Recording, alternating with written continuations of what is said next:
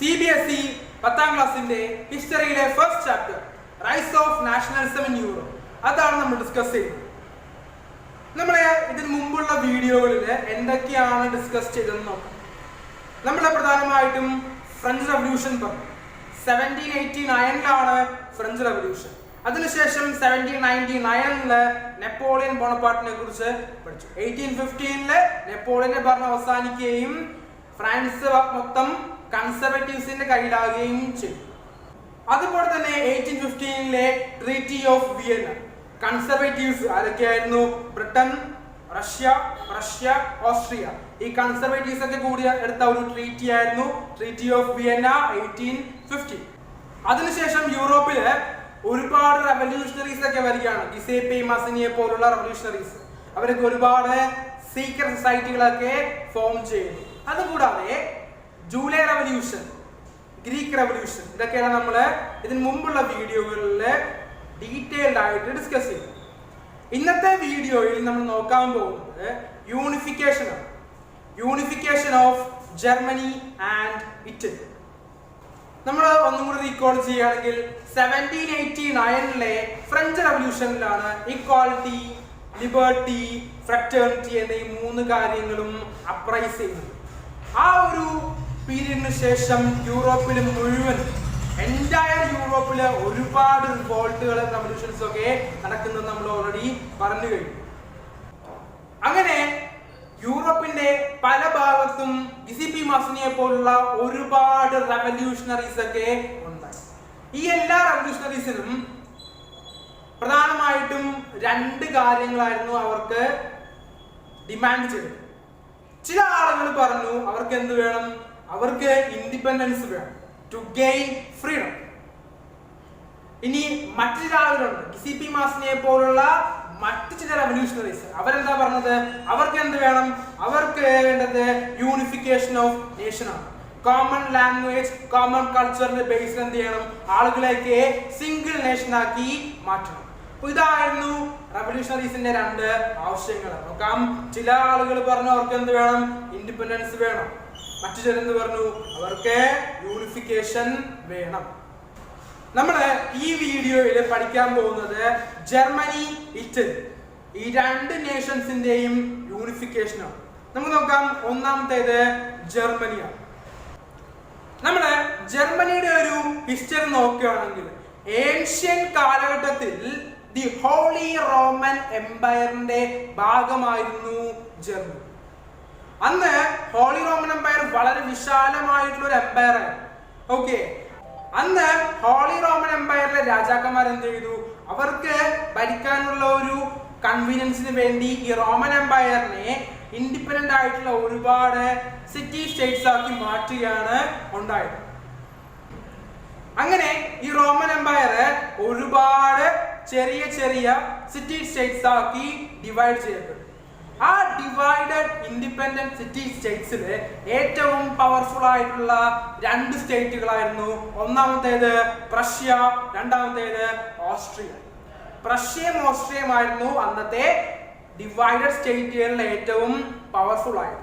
ഈ പ്രഷ്യയും ഓസ്ട്രിയയും already powerful ആയതുകൊണ്ട് തന്നെ അവർക്ക് എക്സ്പാൻഷൻ ആയിരുന്നു അവരുടെ ഏറ്റവും വലിയ ലക്ഷ്യം. അവരുടെ സ്റ്റേറ്റിനെ എക്സ്പാൻഡ് ചെയ്യുക, വലുതാക്കുക, നെയ്ബറിംഗ് ആയിട്ടുള്ള ലാൻഡിനെയൊക്കെ കൈയടക്കി അവരുടെ ലാൻഡിനെ, അവരുടെ സ്റ്റേറ്റിനെ എക്സ്പാൻഡ് ചെയ്യുക. അതില് ഓസ്ട്രിയയും പ്രഷ്യയും ഒരുപോലെ സക്സസ്ഫുൾ ആവുകയാണ് ചെയ്യുന്നത്. ഓൾമോസ്റ്റ് ഒരു 17th സെഞ്ചുറി ആകുമ്പോഴേക്ക് എന്ത് പറ്റി? പ്രഷ്യയും ഓസ്ട്രിയയും 2 വലിയ എംപയർ ആയി മാറും.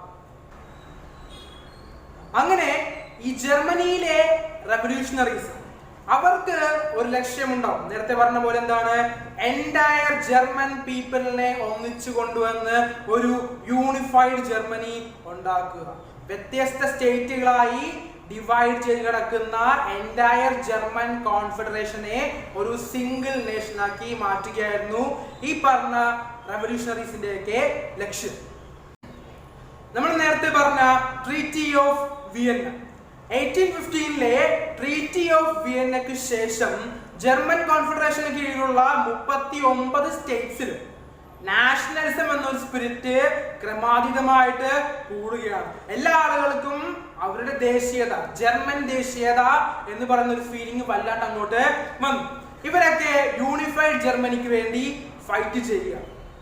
ആ ഒരു സമയത്താണ് ഓട്ടോ വോൺ ബിസ്മാർക്ക് എന്ന് പറയുന്ന വ്യക്തിയുടെ രംഗപ്രവേശനം. നമ്മൾ നോക്കുകയാണെങ്കിൽ പ്രഷ്യൻ എംപയറിന്റെ ചാൻസലർ ആയിരുന്നു ഓട്ടോ വോൺ ബിസ്മാർക്ക്.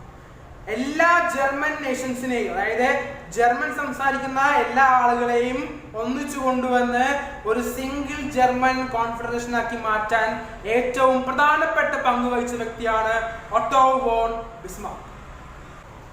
അദ്ദേഹത്തിന്റെ ആഗ്രഹം എന്തായിരുന്നു? An unified German nation dominated by Prussia. പ്രഷ്യയുടെ അധീനതയിലുള്ള ഒരു സിംഗിൾ ജർമ്മൻ നേഷൻ ആയിരുന്നു അദ്ദേഹത്തിന്റെ ലക്ഷ്യം. അപ്പോ ഈ ലക്ഷ്യം നിറവേറ്റാൻ അദ്ദേഹത്തിന് ഒറ്റയ്ക്ക് സാധിക്കില്ല എന്ന് അദ്ദേഹത്തിന് നല്ല ബോധമുണ്ടായിരുന്നു. കാരണം എന്താണ്? കാരണം ജർമ്മനിയുടെ 39 സ്റ്റേറ്റ്സും ഒരുപാട് രാജ്യങ്ങളുടെ കൺട്രോളിലാണ്. ഇതിനെയൊക്കെ ആ രാജ്യങ്ങളിൽ നിന്ന് എന്ത് ചെയ്യണം? തിരിച്ചെടുക്കണം. എങ്കിൽ മാത്രമേ ജർമ്മൻ കോൺഫെഡറേഷൻ ഒന്നാവുകയുള്ളൂ. പ്രധാനമായിട്ടും റഷ്യ, ഓസ്ട്രിയ, ഡെൻമാർക്ക്, ഫ്രാൻസ്, ജർമ്മനിയുടെ 39 കോൺഫെഡറേഷൻസും ഈ 4 രാജ്യങ്ങളുടെ കൺട്രോളിലായിരുന്നു. ഓക്കെ, റഷ്യക്ക് കുറച്ചുണ്ടായിരുന്നു, ഓസ്ട്രിയ ഹംഗറിയിൽ കുറച്ചുണ്ടായിരുന്നു, ഫ്രാൻസിലും ഡെൻമാർക്കിലും കുറേശ്ശെ അങ്ങനെ ഈ 39 കോൺഫെഡറേഷനും ഈ പറഞ്ഞ 4 രാജ്യങ്ങളുടെ കൺട്രോളിലായിരുന്നു. അപ്പൊ പ്രഷ്യയുടെ കീഴിലുള്ള ജർമ്മൻ ഭാഗത്തെയും അതുപോലെ തന്നെ ഡെൻമാർക്കിലെയും ഓസ്ട്രിയയിലെയും ഫ്രാൻസിലെയും ജർമ്മൻ ഭാഗത്തെയും കൂടി തങ്ങളുടെ കൂടി ഒന്നിപ്പിച്ച് ഒരു സിംഗിൾ ജർമ്മനിയാക്കി മാറ്റണമെങ്കിൽ അത് തന്നെ കൊണ്ട് ഒറ്റയ്ക്ക് സാധിക്കില്ല എന്ന് ഓട്ടോ വോൺ ബിസ്മാർക്കിന് നല്ല ബോധ്യമുണ്ടായിരുന്നു. അവിടെ അതിനുവേണ്ടി ആ ഒരു ലക്ഷ്യം നിറവേറ്റാൻ വേണ്ടി അദ്ദേഹം സ്വീകരിച്ച മാർഗമാണ് ഫോറിൻ അലയൻസ്. റഷ്യയും പവർഫുൾ ആണ്, ഓസ്ട്രിയയും പവർഫുൾ ആണ്. ഓസ്ട്രിയയെ നേരിടാൻ ഒറ്റയ്ക്ക് പ്രഷ്യയെ കൊണ്ട് സാധിക്കില്ല എന്ന് മനസ്സിലാക്കുന്ന അദ്ദേഹം എന്ത് ചെയ്തു? അദ്ദേഹം റഷ്യയുമായി ചേർന്ന ഒരു അലയൻസ് ഉണ്ടാക്കി. അങ്ങനെ റഷ്യയും ചേർന്ന ഒരു അലയൻസ് അവിടെ രൂപം കൊടുത്തു. ആർക്കെതിരെ? ഓസ്ട്രിയ ഹംഗേറിനെതിരെയാണ് റഷ്യയും അലയൻസ് ഫോം ചെയ്തത്. ഡെൻമാർക്കിന്റെ കൺട്രോളിലുള്ള 2 ജർമ്മൻ സ്റ്റേറ്റ്സ് ആയിരുന്നു സ്ലെസ്വിഗും ഹോൾസ്റ്റൈൻ. ഓക്കെ, ഇവിടെ റഷ്യയും ഓസ്ട്രിയയും കൂടി ചേർന്നുകൊണ്ടാണ് ഡെൻമാർക്കിനെ ആക്രമിച്ച് ഈ 2 സ്റ്റേറ്റുകളുടെ കൺട്രോള് നേടിയെടുക്കുന്നത്. ഇവിടെ നമ്മൾ മാപ്പ് നോക്കുമ്പോൾ നമുക്ക് ഒരു കാര്യം വ്യക്തമാവും.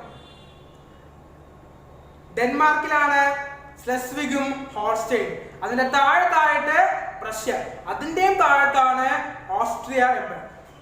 ഇവിടെ ഓസ്ട്രിയൻ എംപയറിലെ ആളുകൾക്ക് ഡെൻമാർക്കിലേക്ക് പോകണമെങ്കിൽ, അതായത് സ്ലെസ്വിഗിലേക്കും ഹോൾസ്റ്റൈനിലേക്കും പോകണമെങ്കിൽ എന്ത് ചെയ്യണം? പ്രഷ്യയെ കൂടി വേണം പോകാൻ. ഇപ്പൊ എന്ത് ചെയ്തു? ഓട്ടോ വോൺ ബിസ്മാർക്ക് അതിനെ കംപ്ലീറ്റ് ആയിട്ട് എതിർത്തു. അങ്ങനെ ഓസ്ട്രിയക്കാരിപ്പോ പ്രഷ്യയെ കൂടി അങ്ങോട്ട് പോകണ്ട. ഈ സ്റ്റേറ്റ്സിന്റെ കാര്യങ്ങൾ, ഇതിലേക്ക് സ്ലെസ്വിഗിന്റെയും ഹോൾസ്റ്റൈന്റെയും കാര്യങ്ങൾ നോക്കാൻ ഞങ്ങൾ നോക്കിക്കോളാം, നിങ്ങൾ അതില് ഇടപെടണ്ട എന്ന് തീർത്ത് അങ്ങോട്ട് പറഞ്ഞവര് ഓട്ടോ വോൺ ബിസ്മാർക്ക്. ഈ ഒരു സംഭവം പ്രഷ്യയും ഓസ്ട്രിയയും തമ്മിലുള്ള ആ ഒരു ബന്ധം വഷളാക്കി. അങ്ങനെ എന്ത് ചെയ്തു? അങ്ങനെ ഓട്ടോ വോൺ ബിസ്മാർക്ക് ഓസ്ട്രിയക്കെതിരെ വാർ പ്രഖ്യാപിച്ചു, യുദ്ധം പ്രഖ്യാപിച്ചു. ഒരു സൈഡില് റഷ്യയും പ്രഷ്യയും, അപ്പുറത്ത് ഓസ്ട്രിയ ഹംഗറി. ഓൾമോസ്റ്റ് 7 വീക്സ്, 1.5 മാസത്തോളം നീണ്ട ഒരു വാറിനൊടുവിൽ ഓസ്ട്രിയ ഹംഗറിയെ പരാജയപ്പെടുത്തുകയാണ്.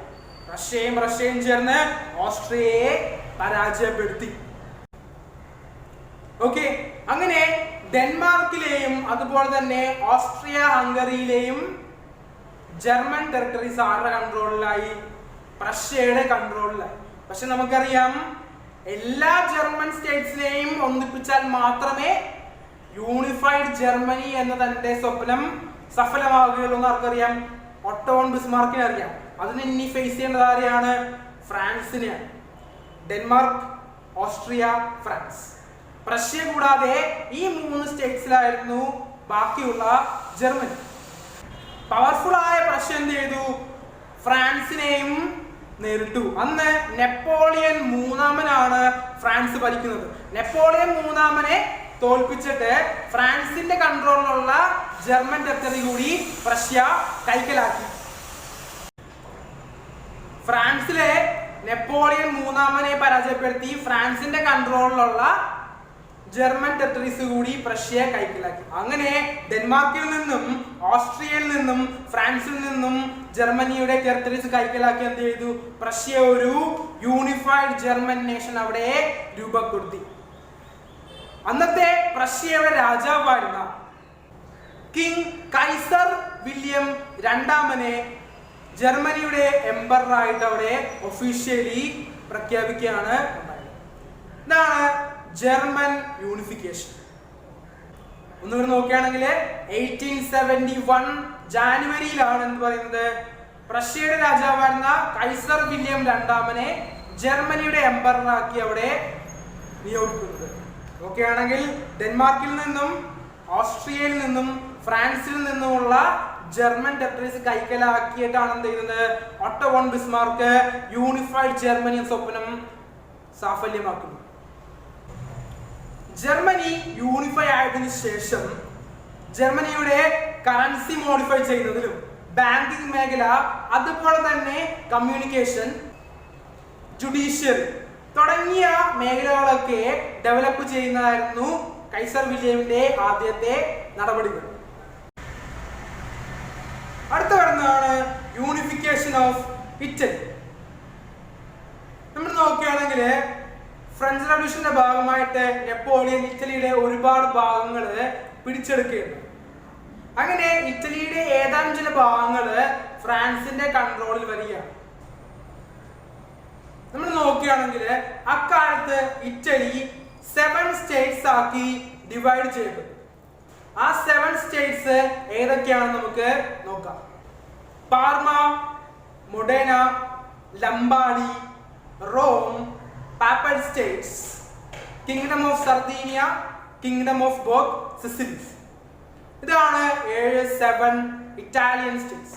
ഒന്നുകൂടി നോക്കാം. അക്കാലത്ത് ഇറ്റലി വ്യത്യസ്തമായ 7 റീജിയൻസ് ആക്കി ഡിവൈഡ് ചെയ്യപ്പെട്ടു. Parma, Modena, Lombardy, Rome, Papal States, Kingdom of Sardinia, Kingdom of both Sicily. ഇതില് പാർമ, മൊഡീന, ലൊംബാർഡി ഇവ മൂന്നും ഓസ്ട്രിയൻ എംപയറിന്റെ കൺട്രോളിലായിരുന്നു. പാപ്പൽ സ്റ്റേറ്റ്സും റോമും പോപ്പിന്റെ കൺട്രോളിലായിരുന്നു. അതുപോലെ തന്നെ കിങ്ഡം ഓഫ് ബോത്ത് സിസിലീസ്, അതായത് സിസിലിയും നേപ്പിൾസും, ഇതാണ് കിങ്ഡം ഓഫ് ബോത്ത് സിസിലീസ്. ഇത് സ്പെയിനിന്റെ കൺട്രോളിലാണ്. ശരിക്കും പറയുകയാണെങ്കിൽ വ്യത്യസ്തമായ 7 ഇൻഡിപെൻഡന്റ് സ്റ്റേറ്റ്സ് ആക്കി ഡിവൈഡ് ചെയ്തെങ്കിലും അതില് കിങ്ഡം ഓഫ് സർദീനിയ മാത്രമായിരുന്നു യഥാർത്ഥ ഇറ്റലിയുടെ കയ്യിലുണ്ടായിരുന്നത്. കിങ്ഡം ഓഫ് സർദീനിയ മാത്രമായിരുന്നു ഒരു ഇറ്റാലിയൻ രാജാവിന്റെ കയ്യിൽ ഉണ്ടായിരുന്നത്. കിങ് വിക്ടർ ഇമ്മാനുവൽ രണ്ടാമനായിരുന്നു അന്നത്തെ സർദീനിയയുടെ രാജാവ്.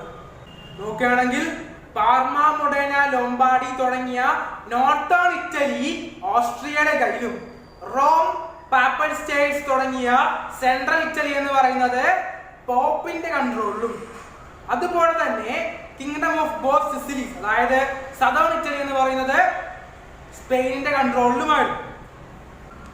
ഇവിടെ യൂണിഫൈഡ് ഇറ്റലി എന്നൊരു ഗോള് നേടണമെങ്കിൽ എന്ത് ചെയ്യണം? ഈ പറഞ്ഞ 3 രാജ്യങ്ങളിൽ നിന്നും അവരുടെ കൺട്രോളിലുള്ള ഇറ്റലിയുടെ ഭാഗത്തെ തിരിച്ച് പിടിക്കും. ഇവിടെ ആ ഒരു ലക്ഷ്യം നിറവേറ്റാൻ വേണ്ടി നമ്മുടെ സർദീനിയയിലെ ഇറ്റാലിയൻ രാജാവ് എന്ത് ചെയ്തു? അദ്ദേഹം കൗണ്ട് കേവോർ എന്ന് പറയുന്ന വ്യക്തിയെ അവിടുത്തെ പ്രൈം മിനിസ്റ്റർ ആക്കി മാറ്റി. കിങ്ഡം ഓഫ് സർദീനിയയിലെ പ്രൈം മിനിസ്റ്റർ ആയിട്ട് കൗണ്ട് കേവോറിനെ അദ്ദേഹം അപ്പോയിന്റ് ചെയ്തു. ഇവിടെ നോക്കുകയാണെങ്കിൽ ഓസ്ട്രിയ, പോപ്പ്, അതുപോലെ തന്നെ സ്പെയിൻ, ഈ 3 വ്യക്തികളെയും എതിർത്താലേ ഇറ്റലി യൂണിഫൈ ആവുള്ളൂ. അതില് സ്പെയിൻ എന്ന് പറയുന്നത് വളരെ വീക്കായ ഒരു രാജ്യമാണ്. അതുകൊണ്ട് സ്പെയിനിൽ നിന്നും ഇറ്റലിയുടെ ഭാഗങ്ങൾ എടുക്കുക എന്ന് വെച്ചാൽ വളരെ സിമ്പിൾ ആണ്. എന്നാൽ ഓസ്ട്രിയ ഹംഗറിയും പോപ്പും അതുപോലെയല്ല. ഇറ്റലിയുടെ യൂണിഫിക്കേഷന് ഏറ്റവും പ്രധാനപ്പെട്ട 2 ഒബ്സ്റ്റക്കിൾസ് ആയിരുന്നു. ഒന്നാമത്തേത് ഓസ്ട്രിയ ഹംഗറിയും രണ്ടാമത്തേത് പോപ്പ്. നമ്മൾ ഇനി കഴിഞ്ഞ വീഡിയോയിൽ നോക്കുകയാണെങ്കിൽ നമ്മൾ ആ വീഡിയോയില് ഗിസേപ്പെ മാസിനി എന്ന് പറയുന്ന വ്യക്തിയെ കുറിച്ച് പറഞ്ഞു. 1813 ഗിസേപ്പെ മാസിനി അദ്ദേഹം ഇറ്റലിയെ യൂണിഫൈ ചെയ്യാൻ വേണ്ടി യങ് ഇറ്റലി എന്ന് പറയുന്ന ഒരു പ്രസ്ഥാനം തുടങ്ങുകയുണ്ട്. അദ്ദേഹം ഓൾറെഡി കാർബണറി എന്ന് പറയുന്ന സംഘടനയുടെ അംഗമായിരുന്നെങ്കിലും അതിനുശേഷം കാർബണറിയെ ആക്രമിച്ച് ഇല്ലാതാക്കുകയും ഗിസേപ്പെ മാസിനിയെ നാട് കടത്തുകയും ചെയ്യുന്നുണ്ട്. അതിനുശേഷം എന്ത് ചെയ്തു? അദ്ദേഹം തിരിച്ചു വന്നിട്ട് യങ് ഇറ്റലി എന്ന പേരിൽ മറ്റൊരു പ്രസ്താവന കൂടി സ്റ്റാർട്ട് ചെയ്തു. എന്തിനു വേണ്ടിയാണ്? ഇറ്റലിയെ ഒന്നിപ്പിക്കാൻ വേണ്ടി, യൂണിഫൈ ചെയ്യാൻ വേണ്ടി. ആ കാര്യങ്ങൾ നമ്മൾ ഓൾറെഡി കഴിഞ്ഞ വീഡിയോയിൽ ഡിസ്കസ് ചെയ്തോ.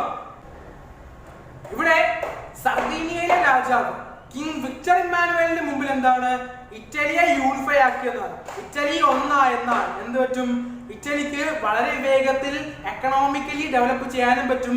അതുപോലെ തന്നെ വിക്ടർ ഇമ്മാനുവലിന്റെ പൊളിറ്റിക്കൽ ഡോമിനൻസ് അവിടെ വളരെ ക്രമാതീതമായിട്ട് കൂടുകയും ചെയ്യും.